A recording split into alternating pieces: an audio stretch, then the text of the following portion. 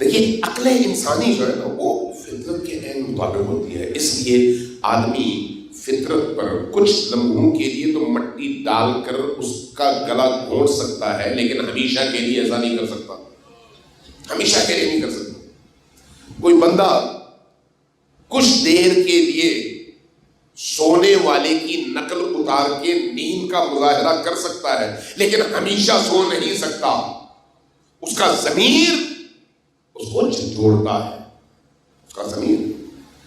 فطرت انسانی اس کا اظہار اسی عزاداری سید الشہداء پر ہوتا ہے، عزاداری سید الشہداء میں، جس میں ابھی آپ موجود۔ آپ کو گھر سے یہاں تک کون لایا ہے؟ آپ کو سیاہ پوش کس نے بنایا؟ آپ کے دلوں میں مظلوم کی محبت کس نے ڈالی؟ آپ کے دل میں ظالم کے لیے نفرت کس نے ڈالی؟ آپ کو اچھی باتیں سننے سے لذت محسوس ہونے کی یہ جو کیفیت اور صلاحیت عطا ہوئی ہے یہ کس نے دی؟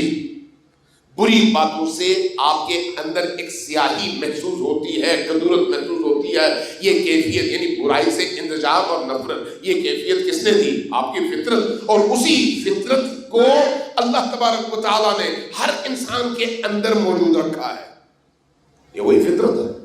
یہ جو آپ اس وقت یہاں پر عزاداری سید الشہداء میں آئے ہیں یہ آپ کی فطرت ہے۔